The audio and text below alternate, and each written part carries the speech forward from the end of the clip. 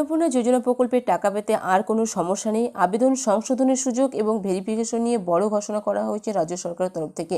রাজ্যের যে সমস্ত মহিলারা অনলাইনে অন্নপূর্ণা যোজনার জন্য আবেদন করেছিলেন, অর্থাৎ আপনাদের যে কোনো কারণের জন্য সমস্যা, কোনো ফর্ম ফিল আপের জন্য বা কোনো নথির জন্য কিন্তু আপনাদের রিজেক্টেড হয়ে গেছে, আপনারা এখনও পর্যন্ত টাকা পাননি, তো তাদের জন্য কিন্তু একটি নতুন পোর্টাল চালু করা হয়েছে এবং এডিট অপশান আনা হয়েছে। এই এডিট অপশানের মাধ্যমে কিন্তু আপনারা খুব সহজে ঘরে বসে আপনাদের যে ভুল রয়েছিল বা সমস্যা ছিল সেটা কিন্তু সংশোধন করা যাচ্ছে। তারপরেই কিন্তু আপনাদের আন্ডার এনকোয়ারিতে দিয়ে দেওয়া হচ্ছে এবং বাড়ি বাড়ি সরকারি আধিকারিকরা গিয়ে আপনাদের যে গুরুত্বপূর্ণ নথিগুলো রয়েছে, যেমন Aadhaar card, voter card, ration card, এই সমস্ত কিন্তু ডকুমেন্টসগুলো আবার পুনরায় খুব সরকারি আধিকারিকরা খতিয়ে দেখছেন এবং সেই সমস্ত ভেরিফিকেশন করার পরেই কিন্তু আপনাদের এই অন্নপূর্ণা যোজনা 3,000 টাকা সরাসরি দিয়ে দেওয়া হবে বলেও রাজ্য সরকার জানিয়েছেন। এবং এর জন্য কিন্তু যাদের রিজেক্টেড হয়ে গেছিলো বা বাতিল হয়ে গেছিলো বা কোনো সমস্যার কারণে, তাদের জন্য কিন্তু রাজ্য সরকার ইতিমধ্যেই বর্তমান মুখ্যমন্ত্রী সময় চেয়ে নিয়েছেন যে কতদিনের মধ্যে আপনাদের সেই টাকাটা কিন্তু আপনাদের অ্যাকাউন্টে ছাড়বে। তো আজকের এই ভিডিওতে আপনাদের বিস্তারিত জানাবো যে যাদের এখনও পর্যন্ত টাকা পাননি তারা কবে পাবেন, মুখ্যমন্ত্রী কী জানিয়েছেন এ ব্যাপারে, এবং ভেরিফিকেশন নিয়ে কি বড় ঘোষণা করা হয়েছে রাজ্য সরকারের তরফ থেকে নতুন করে, সে ব্যাপারেও জানাবো। অন্নপূর্ণা যোজনার 3,000 টাকা পাওয়া নিয়ে রাজ্যের বহু মহিলাই দুশ্চিন্তায় রয়েছে। বিশেষ করে যাদের আবেদনপত্র রিজেক্টেড, বাতিল হয়েছে বা আন্ডার এনকোয়ারি স্ট্যাটাস দেখাচ্ছে, তাদের জন্য এবার আশার আলো দেখালো রাজ্য সরকার। বাড়ি বাড়ি ভেরিফিকেশন শুরুর পাশাপাশি পোর্টালে এক বিশেষ সুবিধা আনা হয়েছে, আবেদন সংশোধনের সুযোগ।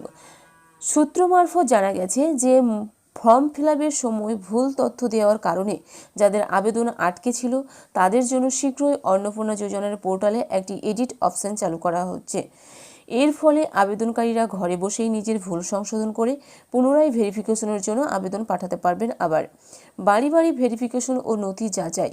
সরকারের তরফ থেকে জানানো হয়েছে প্রায় 28 লক্ষ আবেদন বাতিল হয়েছে, পুনরায় খতিয়ে দেখা হচ্ছে। সরকারি কর্মীরা বাড়ি বাড়ি গিয়ে আবেদনকারীদের পরিবারের সদস্য সংখ্যা, আধার কার্ড, ভোটার কার্ড ও রেশন কার্ডের মতো গুরুত্বপূর্ণ নথি যাচাই করছেন। আপনার আবেদনের স্ট্যাটাস এখন কি তা সরকারি পোর্টাল থেকে নিয়মিত চেক করে দেখা যাচ্ছে এবং দেখে নেওয়াই ভালো। ইতিমধ্যেই ফোন নাম্বার নিয়ে এক বিরাট ঘোষণা। অনেকেরই মনে প্রশ্ন ছিল, ফোন নাম্বার না থাকলে কি এই প্রকল্পের টাকা পাওয়া যাবে? সরকারের তরফে স্পষ্ট করে বলা হয়েছে যে ফোন নাম্বার না থাকলেও অন্নপূর্ণা যোজনার টাকা পাওয়া সম্ভব। তবে মনে রাখতে হবে, বাড়িতে একাধিক মহিলা সদস্য থাকলেও আলাদা ফর্ম নয়, পরিবারের জন্য একটি ফর্ম পূরণ করতে হবে।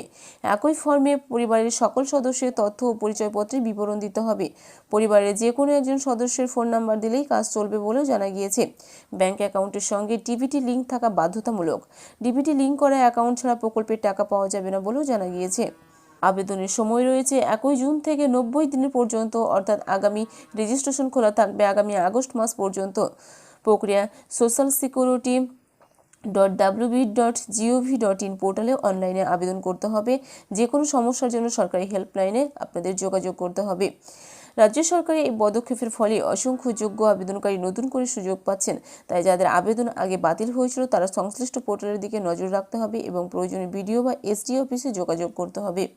রাজ্যের যে সমস্ত মহিলারা অন্নপূর্ণা যোজনা প্রকল্পের জন্য আবেদন করেছিলেন এবং তাদের রিজেক্টেড হয়ে গেছে, পরে আন্ডার ইনকোয়ারি দেখাচ্ছে, তো তাদের জন্য যাদের কোনো ভুল তথ্য বা ফর্ম ফিল আপে কোনো ভুল, নথিতে কোনো ভুল ছিল, অন্য যে কোনো সমস্যার জন্যই হোক না কেন, রাজ্য সরকার একটি নতুন পোর্টাল চালু করেছে, যেটা এডিট অপশান চালু করেছে। সেই এডিট অপশানের মাধ্যমে কিন্তু আপনাদের ভুল সংশোধন হবে খুব সহজেই এবং সেটি অনলাইনের মাধ্যমে কিন্তু আপনারা সংশোধন করতে পারবেন বাড়িতে বসেই।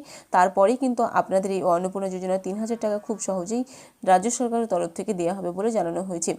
তবে যাদের বাড়ি বাড়ি ভেরিফিকেশন হচ্ছে, তো সরকারের তরফ থেকে যাদের নাম রিজেক্টেড হয়ে গিয়েছিলো বা বাতিল হয়ে গিয়েছিলো, তাদের কিন্তু আবার বাড়ি বাড়ি সরকারি আধিকারিকরা যেয়ে পুনরায় খতিয়ে দেখা হচ্ছে তাদের ডকুমেন্টস, যেমন Aadhaar card, voter card, ration কার্ডের মতো যে সমস্ত নথিগুলো রয়েছে বর্তমানে খুব প্রয়োজন, সেই সমস্ত ডকুমেন্টস চেক করার পরেই কিন্তু আপনাদের আন্ডার ইনকোয়ারিতে দেওয়া হচ্ছে এবং আপনারা তারপরেই কিন্তু টাকা পাবেন। বর্তমানে আপনার স্ট্যাটাসটি কী রয়েছে সেটাও কিন্তু আপনারা অনলাইনে ঘরে বসে চেক করে নিতে পারবেন।